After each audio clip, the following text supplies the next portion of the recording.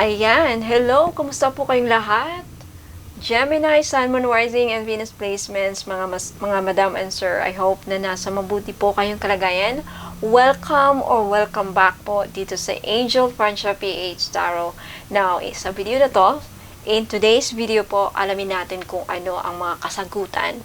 Ano ang sagot sa mga katanungan ninyo? Ano ang mensahe sa iyo ng iyong guardian angels patungkol sa mga katanungan ninyo lately. Katanungan sa mga problema ninyo. Okay? It could be anything regarding your relationship, career, money. Okay? Kung ano man yung mga gusto nyong malaman. Kung may mga katanungan kayo at gusto nyo ng kasagutan, sige, titignan natin kung anong sagot ng yung guardian angels. Now, bago yan, gusto ko lang i-announce na available pa rin ang ating 2-in-1 financial blockages removal and money spell jar. This is 850. Wala tong oil. Okay? Hindi tayo manananggal. Okay? Walang oil yan. Hindi to oil. Iba yung may oil. Okay? Walang oil po ito. Okay? Hindi nyo po siya lalagyan ng oil. Okay? Kasi masisira po ang bisa niya. Wala siyang oil. Okay? Pero mabango yan sa loob. Mga herbs ito. Okay, ang laman nito is herbs, chamomile, cloves, ayan, aventurine stone, crystal stone, basil, bay leaves, and then gold. Ayan, may gold yan. Alright, 850 po. Sa mga takot, nakulam, gustong magpagamot, and then, yung mga nagpagamot na, nagpunta sa albularyo, and then nakulam ulit, you need this. You need protection. Okay? Huwag yung tanggalin pag gumaling na kayo para hindi na kayo ulit makula. Sa mga nakabili, okay? Huwag niyo siyang hugasan ng asin, tubig lang. Pag uminit to sa inyong katawan, ibig sabihin, nag-a-absorb siya ng mga kung ano mang ginawa sa inyo. Okay? Pag suot nyo to, ang dami nyong mararamdaman. Ibig sabihin yan, kinokontra niya yung kulam na ginawa sa inyo. So, it's very positive na nakulam ka. Pag nasuot, kasi ang dami nagme-message sa akin na madami silang nararamdaman. Sumasakit, nagsusuka, nung suot nila ito, at talagang nasabi nila na talagang, anong term na sinabi nila? Mabisa daw talaga ang mga gamit ko. Yun atang nabasa ko. Okay, makikita niyo yung mga feedback doon, mga madam and sir, sa Facebook page. Angel Francia PH Tarot. Okay? Okay, lahat ng mga gamit, may ritual na gagawin. Pangtanggal sa sumpa, 1,900. All-in-one powerful bracelet, 700. Okay, mag-message na kayo sa interesado. And follow ako sa Facebook page kasi mamimigay ako ng mga evil eye bracelet. Ano yung evil eye bracelet? Yung mga pinoproblema niyo, mga kainggitan, kung may naiinggit sa mga tao. Ayoko na ng mga taong may ina-avoid kayo na tao, gusto niyo nang tigilan kayo ng mga tao, you need evil eye. Okay, follow niyo ako sa Facebook page. Mamimigay ako ng libre doon. Okay, so ayan. Gemini, tingnan natin kung ano ang mga kasagutan sa mga tanong ninyo regarding love life, relationship, career, and money. Okay? In your situation. Paalala lang, this is general reading. Hindi po ito magre-resonate po sa lahat ng mga nanonood. Okay? Let me know if this reading resonates with you or not. Gemini, Sun, Moon, Rising, and Venus placements. Okay? Spirit guides, sagot sa katanungan ng ating mga Gemini. Alright. Gemini, first, you have the Eight of Wands. If you believe. Ayan. Nagtatanong kayo, darating na ba yung mga inaasahan ko? Mapapabilis ba ang pag-process ng mga tawag nito? Mga ini-expect ninyo. Kaperahan, kung ano may mga processes na inaantay ninyo. If you believe, just believe. Okay? Just believe. Kung gusto niyo ng pagbabago, kailangan maniwala muna kayo. Kailangan lakasan niyo ang faith ninyo. If you have a strong faith in your heart, nothing is impossible. Okay, that's the message. Next. You have the Nine of Wands. Courage. Sagot ng angels, abundance.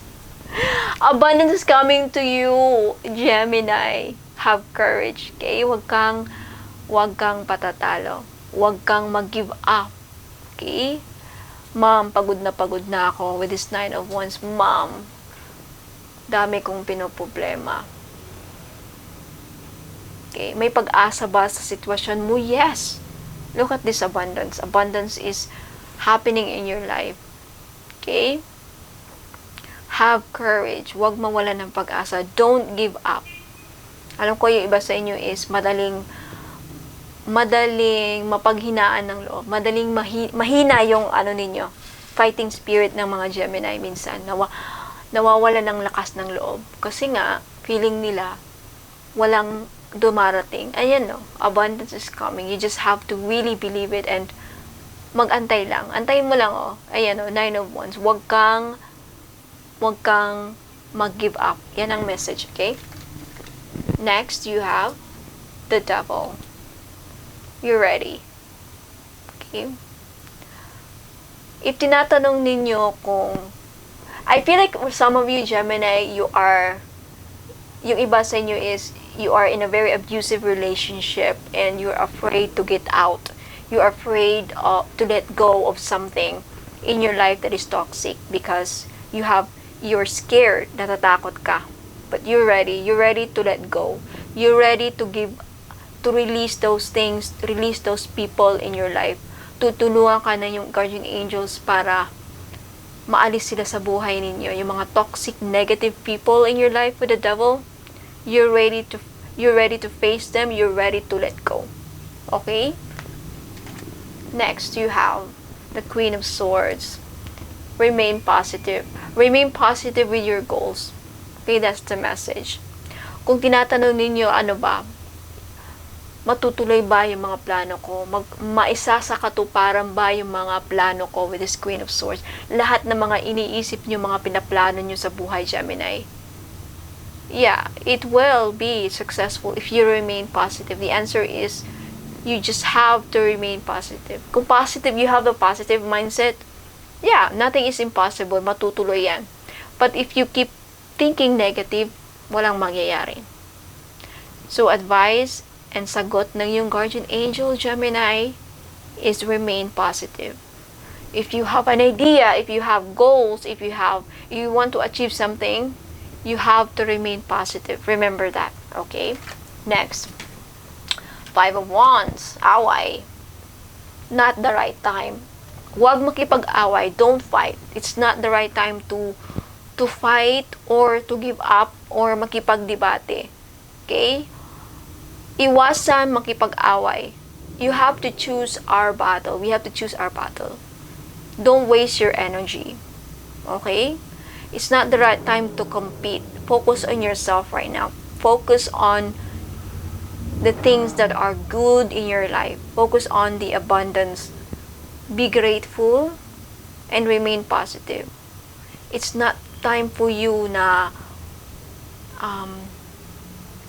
alam ko yung iba sa yung Gemini, gusto nyong maghiganti. Naramdaman ko yan. Gusto nyong gumante, gusto nyo ng hustisya, naghahanap kayo. It's not the right time right now. Darating din yung hustisya, darating din yung karma na hinahanap ninyo na gusto nyong mangyari. Okay? You're looking for justice. It feels like a lot of you feel like something is unfair in your life. Something happened that you feel is very unfair in your situation. It's not the right time to waste your energy in fighting. Don't react. Don't give them the reaction that they're seeking. Focus on your energy. Withdraw from them. Okay? Don't give them time. Don't entertain negative, toxic people in your life because you're wasting your energy. Raise your vibration by focusing on yourself. Set some boundaries and tell them no.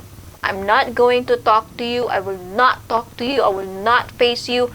I will stay here in my place. And you will not come to me. I will talk to you when I want. Ganun dapat. Setting boundaries is saying no. Setting boundaries is not entertaining them. Don't reply, don't respond, don't call them, don't talk to them. Because when you talk, you engage in communication, energy, di ba?